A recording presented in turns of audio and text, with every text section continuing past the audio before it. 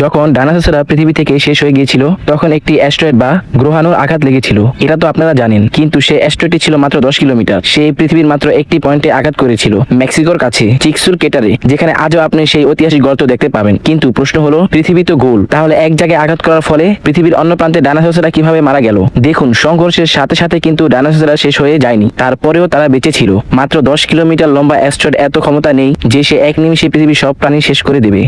আসলে তাদের ধ্বংস হতে সময় লেগেছিল হাজার হাজার বছর। যখন সংঘর্ষ হয়েছিল তখন পৃথিবীর অনেক পাথর ছিটকে চাঁদ এবং মঙ্গলে চলে গিয়েছিল। প্রচুর পাথর আর ধোঁয়া বায়ুমণ্ডলে আটকে যায়, ফলে পৃথিবী এতটাই অন্ধকার হয়ে পড়েছে যে 1% সূর্যের আলোও পৃথিবীতে পৌঁছাতে পারছিল না। হাজার হাজার বছর ধরে গাছপালা রোদ পায়নি, ফলে সালোক সংশ্লেষণ পটাশিয়াম বন্ধ হয়ে যায়। যেসব গাছপালা ডাইনোসররা খেত সেগুলো সব শেষ হয়ে গেল। একসময় এমন পরিস্থিতি এলো যখন পৃথিবীতে মাত্র একটি ডাইনোসর বেঁচে ছিল, একদম একা।